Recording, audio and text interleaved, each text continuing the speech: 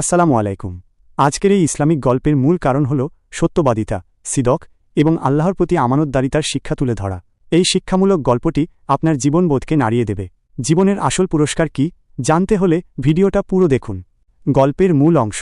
একদা এক ধর্মভীরু যুবক, নাম যার আলী। পরিবারের জন্য কিছু পণ্য বেচতে সে যাচ্ছিলেন দূর শহরে। পথে গভীর বনে এসে ক্লান্তি তাকে কাবু করল।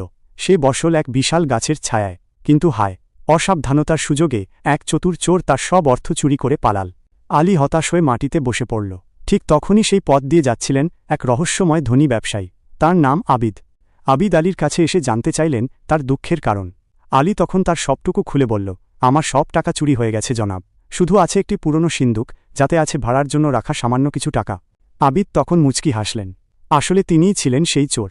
আলী সত্যবাদী কিনা তা পরখ করতেই তিনি এই নাটক সাজিয়েছিলেন। আলী তার সব হারিয়েও যে সামান্য ভাড়ার টাকার কথাটিও লুকোয়নি, এতে আবিদ মুগ্ধ হলেন। তিনি আলীকে জড়িয়ে ধরে বললেন, হে সত্যবাদী যুবক, তোমার সততা আমাকে কিনে নিয়েছে। আমি তোমার টাকা নিয়েছিলাম তোমাকে পরীক্ষা করার জন্য। সামান্য ভাড়ার টাকাও যে লুকিয়ে রাখনি, এটাই তোমার চারিত্রিক শ্রেষ্ঠত্ব। আবিদ কেবল আলীর চুরি যাওয়া টাকাই ফিরিয়ে দিলেন না, বরং তাকে দ্বিগুণ অর্থ দিলেন এবং নিজের বিশাল ব্যবসার অংশীদার করে নিলেন। আলী আনন্দে আল্লাহর শুকরিয়া আদায় করল। সে বুঝেছিল সত্যের পথ কঠিন হলেও তার পুরস্কার হয় সবচেয়ে মধুর।